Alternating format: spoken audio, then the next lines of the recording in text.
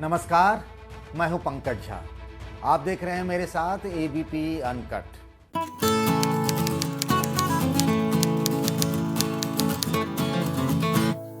आप सबके मन में एक सवाल होगा।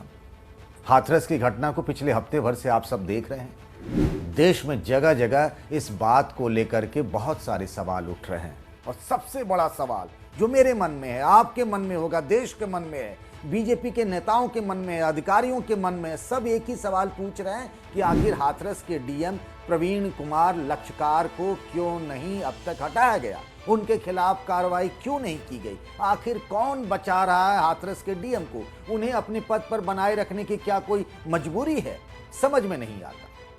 आप देखिए, 14 तारीख को एक लड़की के साथ घटना होती है, 10 दिनों बाद उसकी मौत हो जाती है। उस लड़की के घर वालों का आरोप है, संगीन आरोप है, डीएम पर कई तरह के आरोप हैं। आरोप नंबर 1 वो कि लड़की के घर वालों से पूछे बिना ही उसका अंतिम संस्कार कर दिया गया। फिर उसका आरोप ये भी एक वीडियो में आता है कि डीएम साहब परिवार को धमकाते हुए नजर आते हैं। अभी मीडिया वाले मैं आपको बता दूं, आज अभी आधे चले गए, कल सुबह तक आधे और निकल जाएंगे, 2-4 बचेंगे कल शाम को, और हम ही आपके साथ खड़े हैं। डीएम साहब ने मीडिया को एसआईटी की जांच के बहाने पूरे एक दिन गांव में परिवार वालों से नहीं मिलने दिया गया।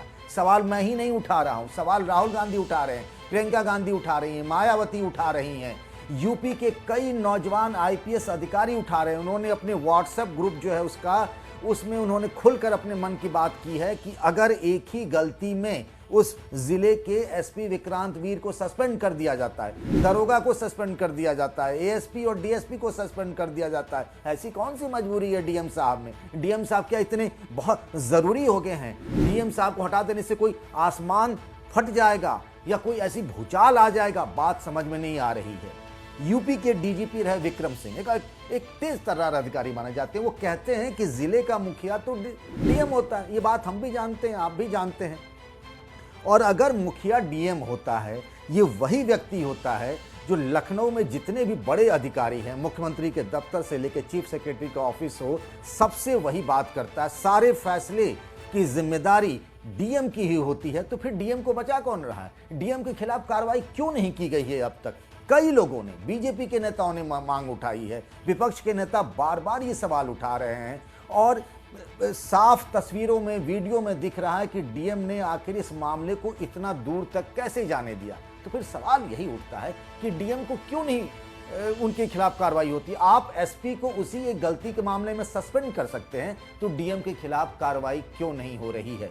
जबकि आपको याद होगा, वहां के एडिशनल चीफ सेक्रेटरी और जब डीजीपी गए हुए थे पीड़ित परिवार से मिलने हाथरस, तब जब पूछा गया था अंतिम संस्कार का फैसला किसने किया, तब ये कहा गया था डीजीपी की तरफ से कि ये फैसला लोकल स्तर पर हुआ। तो लोकल स्तर पर कौन जिम्मेदार है भाई? वही डीएम जिम्मेदार है।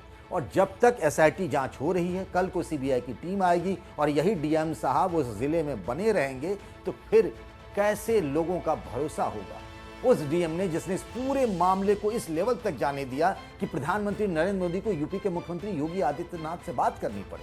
अब आखिर में एक बात बताता हूं, ये खबर आ रही है कि अब इतना हाय तौबा मचने के बाद, देश भर में मांग उठने के बाद, सरकार ये तैयारी कर रही है कि डीएम का तबादला कर दिया जाए, यानी उन्हें जिले के डीएम से हटा दिया जाए। अगर ये ऐसा हो भी जाता है तो वो कहेंगे कि बहुत देर हो चुकी। एबीपी न्यूज आपको रखे आगे।